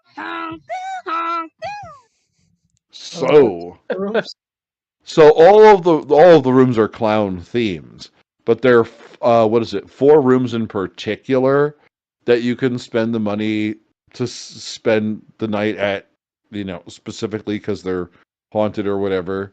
So there's room 108. So are they like extra expensive? Well, the prices range from $95 to $170. So they're not that expensive. Yeah, but there's room 109. Not so long ago, motels were the best option for the elderly and the terminally ill. One such elderly man was the motel's very own front desk manager. One night he was staying in the motel and became severely unwell. He picked up the phone to call the front desk. It rang and rang, but no response. He called his sister and dialed 911, but it was too late. He died on his way to the hospital. When questioned, the front desk agent from the night said that the phone never rang, even playing back the surveillance footage, which provided proof that the phone did never ring, which raises questions about its haunting. Yeah. So that's room 108, and then there's room 111. Where a terminally ill man came to live out his final days. Like many elderly motel guests, doctors had given him a short time to live. He did not wish to burden his family. Each night the man went to sleep, expecting never to wake up again. And then again and again he kept waking up the next day. As he told the motel staff, he noticed an eerie shadow would appear in his room during the early hours of each morning. He begged the spirit to take his life, and it never did. And in overwhelming frustration, the man shot himself in the Clown Motel. Oh man, what a place to do yourself in. Right? So room 111 is your suicide room. Let's see. So, room 210. Suffering from excruciating back pain while on a long haul journey, a man from Arizona made a forced stop at Clown Motel. It was a physical condition he'd had for many years. Um, yeah, and failed to find any medical remedy for it. Um, so he spends the night there. For the first morning in many years, this dude woke up at the Clown Motel and felt completely different. His back pain was lessened so much that he could barely feel any discomfort. He was so convinced that the motel spirits have cured him, he continued to live there for over 6 years. And he died in the very room where he was cured. So we got a healing room. So people go That's there to not, get healed? I guess, 210. I'm like, you should go there. It could fix your tinnitus. No. No, I need a VA disability. And then the fourth room is 214. Yeah, a cohort of Howard Hughes. Yeah, his close associate Melvin Dummar, Dummar, made a visit to the motel for an overnight stay and didn't leave until nearly 3 years later. It was said that a spirit took a liking to the unsuspecting Mr. Dummar and often comes back to the room to see if he is there when he returns. Frustrated, he hasn't found his old friend, and the spirit is known to taunt guests and flicker the lights on and off. But the straight version of it is apparently Damar had made friends with the ghost, and that's why he stayed there the 3 years. So those are your four fancy specific rooms. Yeah. And it's you can just go right to it's literally theclownmotelusa.com. And if you want to go ahead and book a room, uh even the specific ones. And like I said, I think that they start at $95 and go up to is it 160 or 170? 160, and there's lots of videos on this if you want to see what the place looks like. It's extremely well maintained. But they do have a cancellation policy, and you do have to pay for this shit up front in full. I guess because they're used to people canceling on them. It's kind of like in the middle of nowhere because the military has a test range out there, the Tonopah test range, where they test out the stealth functions of aircraft and use different like radar cross functions to see how well new designs work out there. Yeah. But the thing seems to be growing in popularity still. Yeah, and like I said, you can rent an EMF. They also have what they call cat balls, the weird electronic balls that light up when you turn them on, and they're like smacked around or whatever. But you leave them on like the windowsill or wherever you want to try and capture activity, and they light up on their own.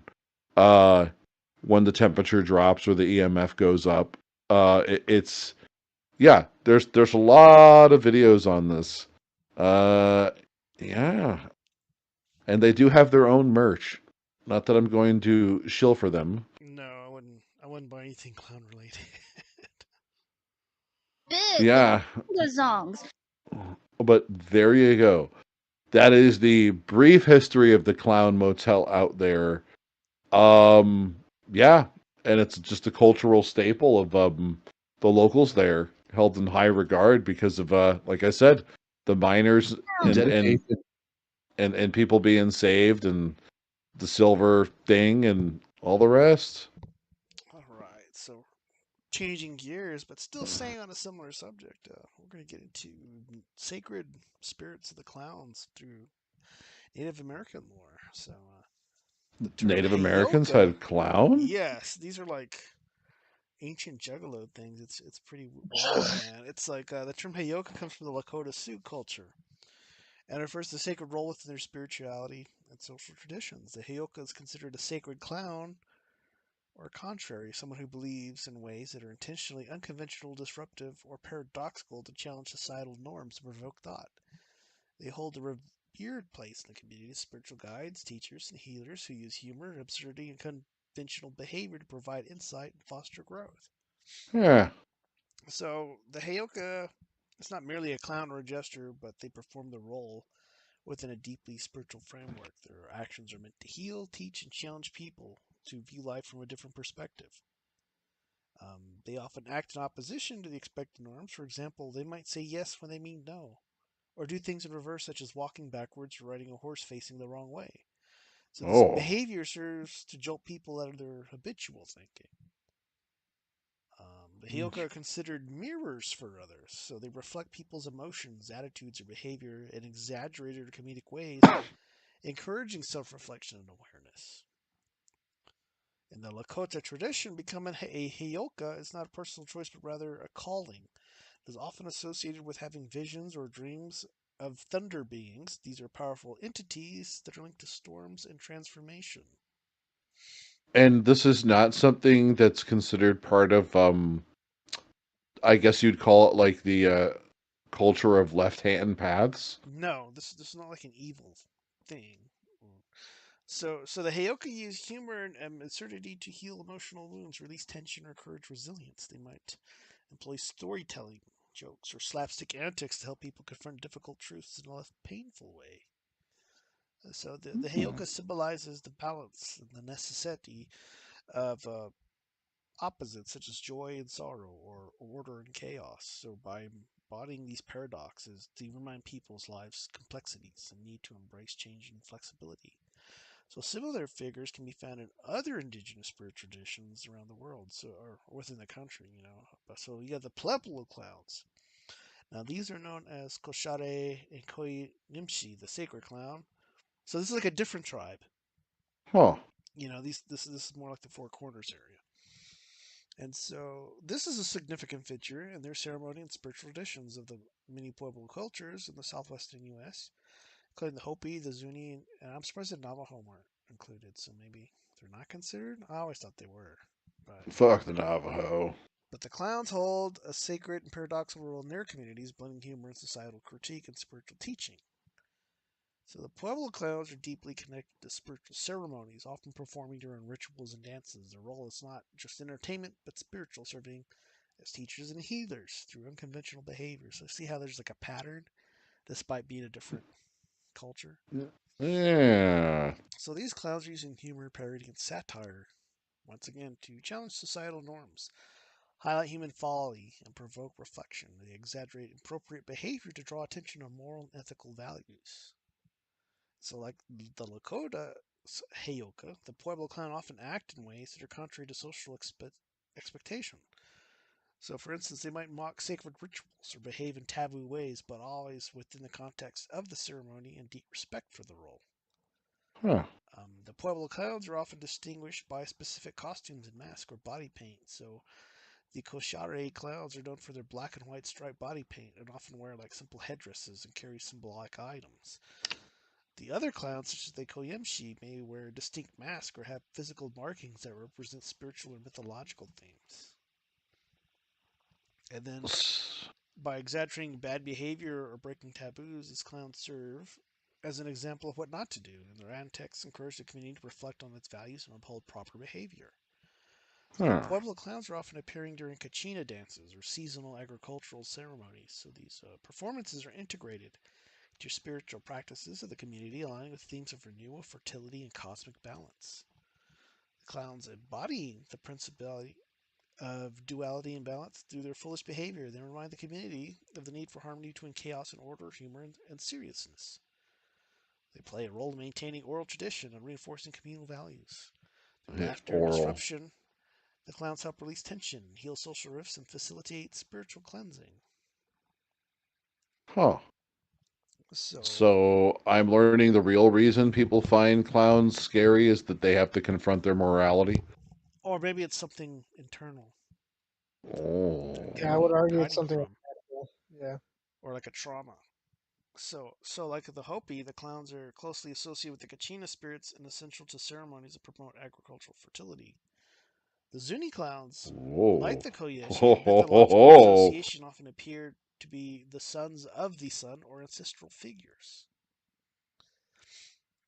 I know what fertility is code for. The coyote spirit, which is a prominent figure in the mythology of the Comanche people, as well as a wider tradition of many Native American people. The Comanche tradition, the coyote often serves as the trickster, embodying dual roles as the mischievous troublemaker or the wise teacher. His stories provide lessons about human nature, morality, and the balance between chaos and order. So, as this trickster archetype, he's often portrayed as a cunning and resourceful character who uses his cleverness to outwit others. However, his schemes backfire, leading to unintended consequences. So these tales emphasize the folly of arrogance, greed, or dishonesty. Like the other tricksters, the coyote's nature is complex. He's not entirely good or evil, but he's like a mix of both. And duality teaches the coexistence of opposites in life, wisdom, foolishness, creation, and destruction, humor, and seriousness. As a creator transformer in some Comanche stories, the coyote plays a role shaping the world, bringing important knowledge and tools to humanity. He's seen as a cultural hero who contributes to the development of human life, often in unexpected or chaotic ways. Coyote is a survivor using his wit to navigate challenges and adapt to changing circumstances. This reflects on the Comanche people's historical ability to thrive in diverse environments. These stories serve as a moral and cautionary tale, often highlighting human weakness such as greed, pride, or selfishness. So, in some stories, the coyote tries to cheat others out of food or resources, only to end up humiliated or in the worst circumstances. Other tales his actions help others, reinforcing the idea that even flawed characters can lead to growth and learning. So, the coyote often acts as a bridge between the spiritual and the physical world, bringing messages, gifts, or warnings from the spirit realm. His actions encourage to question assumptions and consider alternative perspectives, and they learn from mistakes. As an animal spirit, the coyote is closely tied to the natural world. He represents adaptability, cleverness, and resilience, qualities admired both the animal and the people. The coyote is a widespread figure in traditions in many American, while each group has a different interpretation. Among the Navajo, he is seen as a trickster and a teacher, but his stories often take an additional moral or principle dimension. The Plains tribes, his antics focus on survival, reflecting the challenges of life on the Great Plains. And for the Comanche people, his stories reflect practical and spiritual wisdom as they emphasize the importance of humility and self-awareness, the value of adaptability and creativity in overcoming challenges, the necessity of learning from mistakes to achieve growth. His stories continue to be a vital part of the Comanche oral tradition, passing down cultural values and life lessons through generations. His tales, both humorous and profound, invite reflection on the complexities of life and the importance of balance and resilience. The Pueblo clown is a deeply respected figure that, through humor and reverence, teaches, heals, and ensures the continued vitality of the Pueblo tradition and communal harmony. The Heyoka is not just a figure of humor, but profound spiritual archetype that challenges and heals through the power of unconventional wisdom. And that's all I have. There's other cultures that have like their clowns, but they're not Native American, so we could probably do a part 2 if people were interested in hearing about other trickster deity or spirits. Interesting. So that's all I got for now. Hey, Luffy, do you got anything you want to show? Nice. Yeah, just I gotta sell myself like a cheap prostitute here. Yeah, no, just listen to Exodus Americanus. Due to the holiday stuff, we're taking like a small little break because holidays are real busy for all of us with families. But we normally record and live stream on Friday nights, and you can always catch us like on kick.com/Exodus Americanus. I think they know how to fix their own smoke detectors. Okay. We're white, you asshole. We know how to change that D battery. They know how to build birdhouses and stuff. Huh. My bad. Beard Juice, anything you want to show? Yes, if you're interested in discovering the finest fake news on the internet, go to twitter.com/finestfakenews or instagram.com/thepetroglyph Press. And the Petroglyph Press puts out the finest fake news every Wednesday and Saturday. Vandy, you got anything you want to show? Yeah, Destination Unknown will be live Tuesday on my channels on YouTube, Rumble. I think I got one on Twitch and Kick. So come check us out. I think we might be doing an ASMR episode. So I have a bunch of just like random ASMR shit. Oh, I thought you got like the special like microphones. Well, we can do that. There was an episode a couple years back on a different show where we did stoner ASMR. So you hear us breaking up bud and all kinds of packing it and all that shit. But we might do something similar to that in the new studio since we got like all the fancy equipment and all that. You got a new studio? I got a new studio. I'm raking in them big YouTube bucks, and you motherfuckers out there need to pay me more.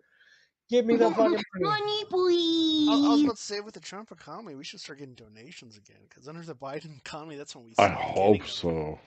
Yeah, very true. I mean, I'm currently looking for my next job. I just lost mine, but I'm not good at that. But I have more time, so I can try to crank out some more T-shirt designs or maybe do some commission work. We'll see.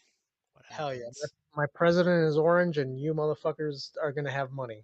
Money, please.